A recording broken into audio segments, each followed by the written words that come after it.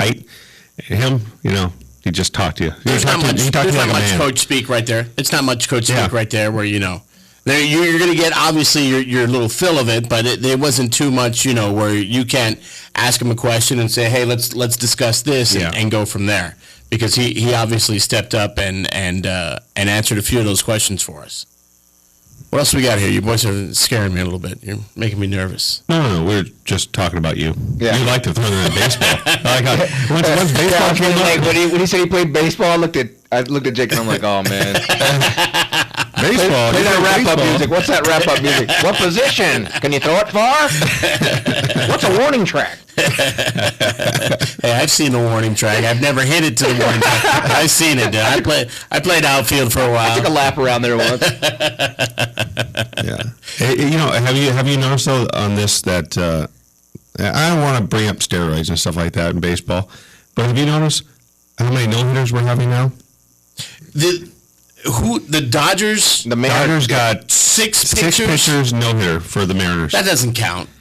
Still pretty good. That doesn't count. That's the same thing as, It says the 10th time in Major League history it's happened. Yeah, you can't keep track of that. If one guy does it, then it's okay. Then all right, we're going to take note of that, and we're going to continue that one. But it's the Dodgers. The Dodgers are doing well this year. It's not like it's the Yankees. And they all talked about because the guy tried to bunt, and it was a no-hitter, but it was a 1-1 game, and so it's the unwritten rule of baseball. But it's only a one-run game, so he can bunt. Yeah, and I guess he was really safe at first. And Isn't the rule of baseball trying to win? Exactly. That's what I always thought. I didn't know there was any unrule. I thought the only you're not rule supposed to cry. See, this is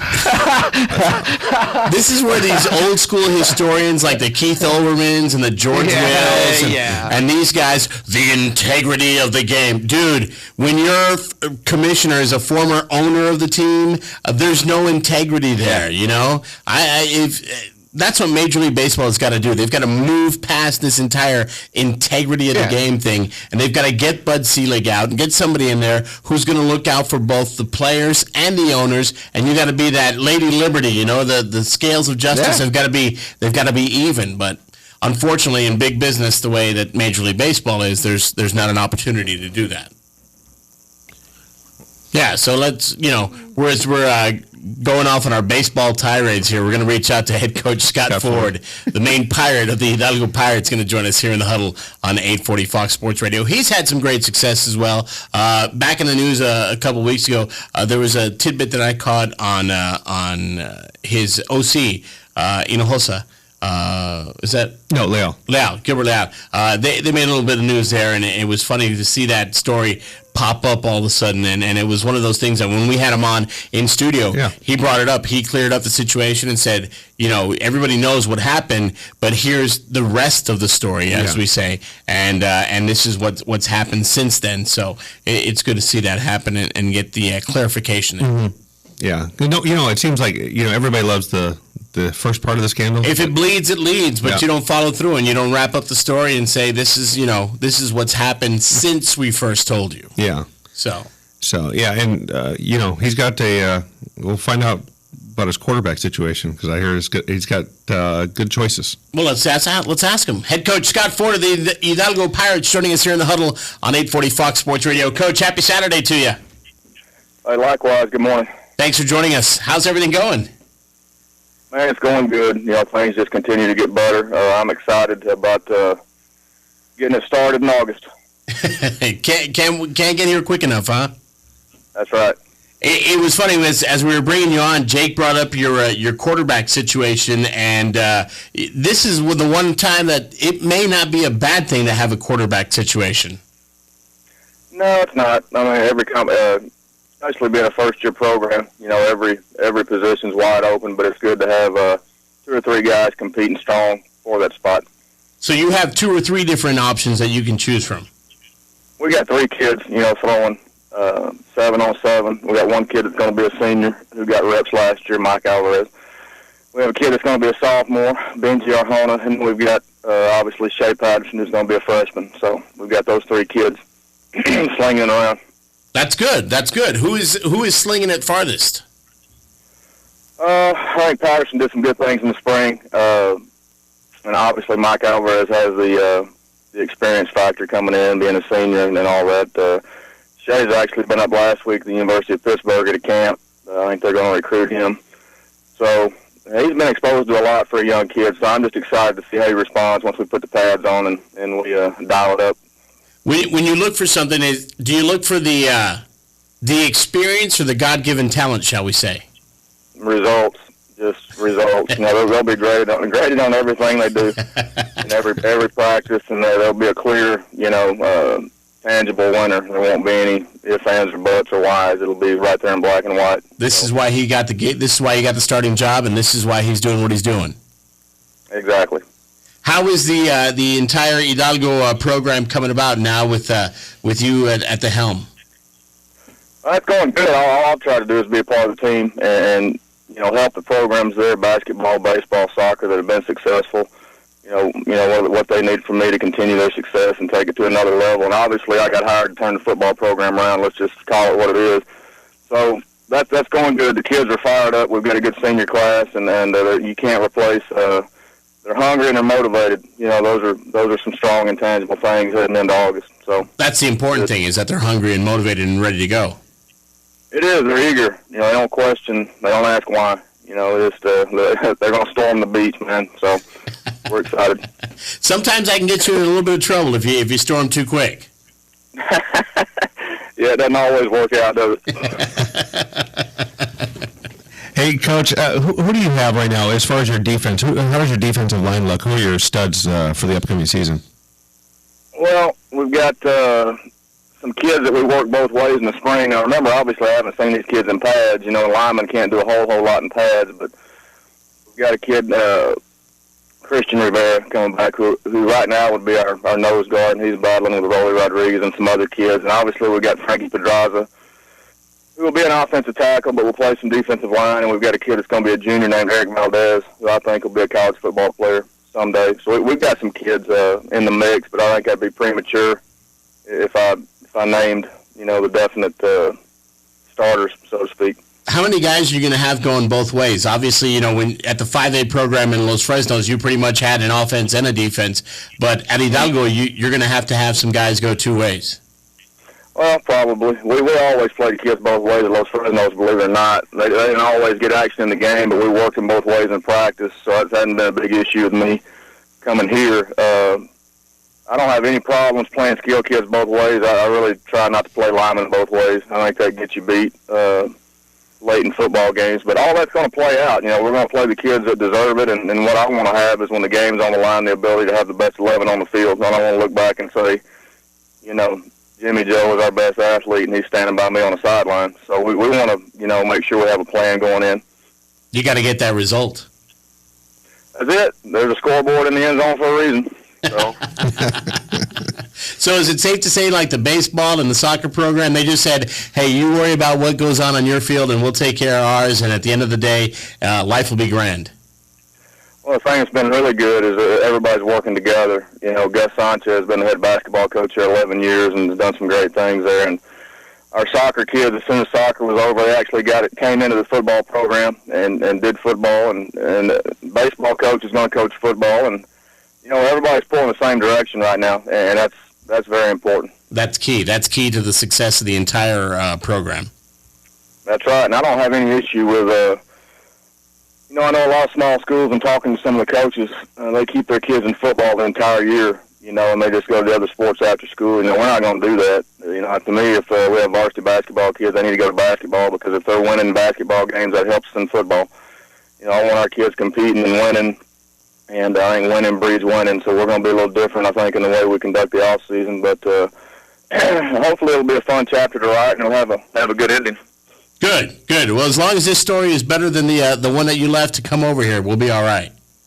Yeah, I'd like to erase those chapters, but there's nothing wrong with being humble, and it's a competitive business, and it is what it is, and I'm just thankful to have another opportunity. And you get to see how good it is when you get back to the top of the mountain.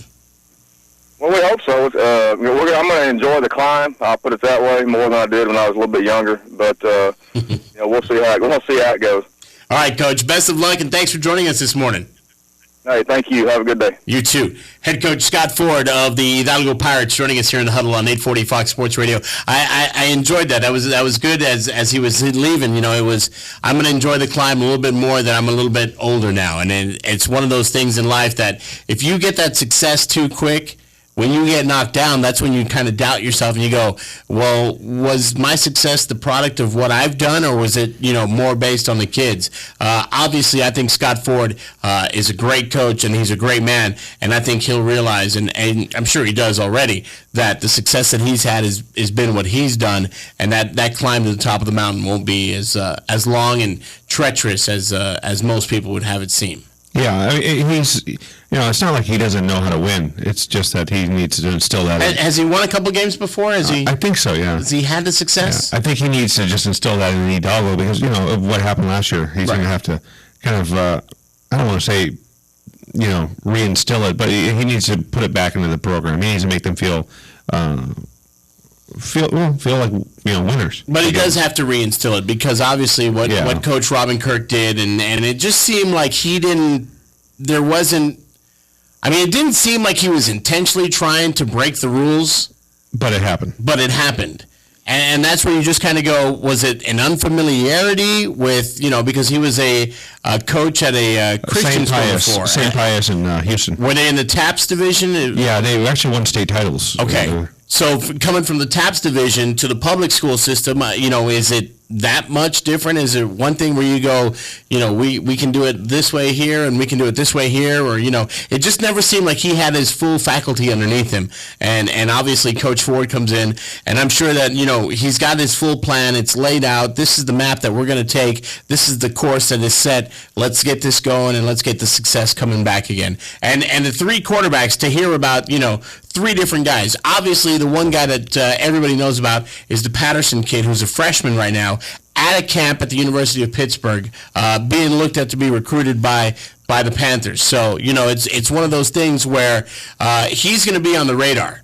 It's up to Coach Ford to mold him, kind of say, if you're not ready to play, I'm not going to put you in just for the sake of having a D1 school look at you. Mm-hmm. If I've got somebody who's better, somebody who's got more experience, may not have the arm strength, but can run the offense, can run my program a little bit better, then, the humbling will start there. Because when you've got a guy that's coming in as a freshman, and the anticipation and the hype, it's one of those things that you've got to temper, and you got to say, you can't have the success too fast, because then you get, spoiled by it, shall we say. Yeah. And a lot of people, and a lot of people will be down on this, that, why are you starting a freshman? Mm-hmm. If he does start the freshman, we're not saying he is. But it's worked, because we've seen it work. Matthew Kaufman, 4-year starter. Well, Matthew Kaufman didn't have that success all 4 years, though. Well, no, but it took a while for him to grow into it and get, those pieces all together. Yeah, but if you remember, they had a lull after Bradley left. After Bradley left, they had a year that was down, and then Matthew came back in, and the next year he brought it up. Mm-hmm. And then, there were dips. It was up and down, but then by his senior year, look what he did last year. Yeah, the success that he had is it's something that... And I think what it shows is that it's not going to be just him. It's going to be the team. Exactly. But, it can't be. You can't just have a quarterback and no line. Well, and also I think Matthew might have benefited from having Dad on the sidelines as well. As the offensive coordinator, they can kind of talk at home. You get to learn about a little bit more. I don't know if Patterson's... Well, what I hear, he's coming from... He's got pedigree. Yeah. So, I'm sure. Everybody's already talked about him. We heard about him all last year, and then so it's like he's at the Under Armour camps and stuff like that. Oh yeah. So we say that, and there's kids. There's a kid at Harlingen that has Sean Salisbury coming down here to work with him. Sean Salisbury of ESPN lore. Minnesota Viking lore. Yeah, and USC Trojan too. And picture lore, and he's working with the kid out in Harlingen. Or he's come down here to work with them, so... Has Manny approved that? Does that have the... Yeah, he knows about it. So, but he's coming down here to instruct the kid. The kid, he saw the kid at a camp. The kid had a lot of potential. He came back down here and worked with them. So, we have kids that are legitimate, skill-wise, to play at the next level. Right. Size-wise, is that? And I was going to ask you about that because I had a lot of conversations with some friends over the weekend talking about the size of the Valley teams and stuff like that. Is because when you get to North Texas, let's say San Antonio area or Northern, there's a lot of strength and conditioning programs inside the high schools. And a lot of around here, they don't have that, right? Well, no, like if you go to Wesco East, their kids they're winning state titles and powerlifting. Well, I'm not talking about just powerlifting. I'm talking about but they're football specific. This is how we're going to build our line. That kind of. Well, certain programs take a little bit more pride. Wesco East, I know, Coach Burgett's offensive line. I mean, they lift together. It's they're a cohesive unit. Well, you can tell though, but that it shows on the field. That's what I'm saying. But there's some of these other schools, but that's what they do. They run the ball. So they're gonna that's what they do. They're strength training for the run. But I mean, look at Mac High. Mac High, it seems like every year they have a couple of big guys, like bookends. That you like. Wow, they're 6'4", 6'5". We have size in every program. No, and is it consistently across the board? On most teams where you have like a 6'4", 6'5", right? No, but I mean Los Fresnos at one time had two guys that were 6'5" and 6'4". Mario Benavides, who we'll have on, Eloy Atkinson, pretty big guys. The Springer brothers are 6'4", 6'5". So I mean they're tall. We've had players that with size, but across the board, no. I mean, do you see 6-foot corners here? Not like they do up north. Well, I look at the Magic like at Diego Saenz. There's a kid that played at Mission High School. I mean, you don't see guys that walk around looking like Diego that's 6'4", 305 that came out of the valley. You know what I mean? And it's like, but then you do see some of the kids like PSG Memorial has some really big linemen, but they don't seem like they have any conditioning. Does that make sense? Yeah. Yeah. Well, I mean, there's you have big kids. You have big